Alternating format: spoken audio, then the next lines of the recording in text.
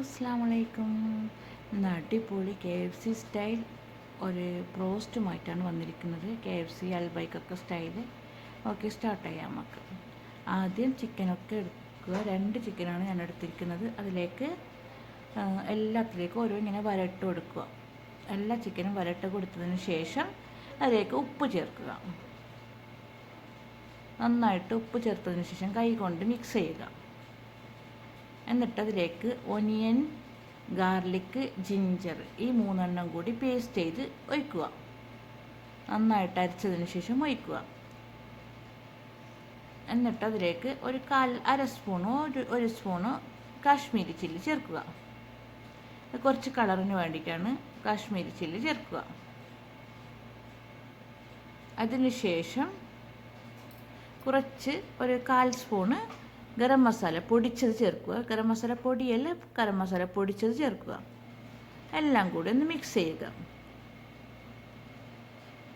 എല്ലാം കൂടി മിക്സ് ചെയ്തതിന് ശേഷം ഒരു 10-15 മിനിറ്റോ അല്ലെങ്കിൽ ഒരു 2 മണിക്കൂർ 3 മണിക്കൂർ വേണമെങ്കിൽ അങ്ങനെ വെക്കുക. അല്ലെങ്കിൽ ഒരു 15 മിനിറ്റ് വെച്ചാൽ മതി.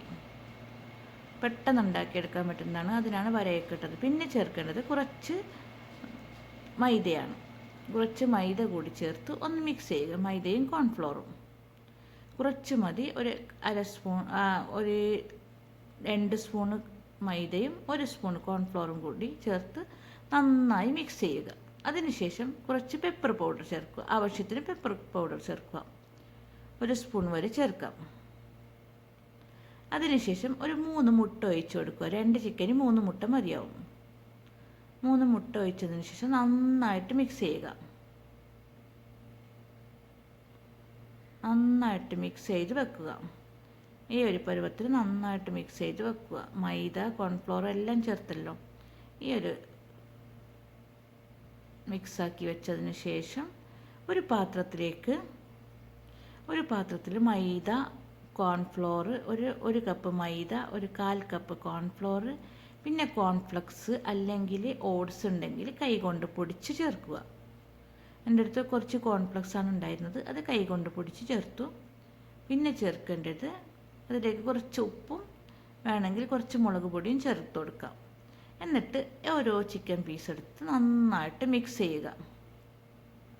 നന്നായിട്ട് മിക്സ് ചെയ്തതിന് ശേഷം എല്ലാം കൂടി അങ്ങനെ മിക്സ് ചെയ്ത് വെക്കുക. നന്നായിട്ട് മിക്സ് ചെയ്യണം.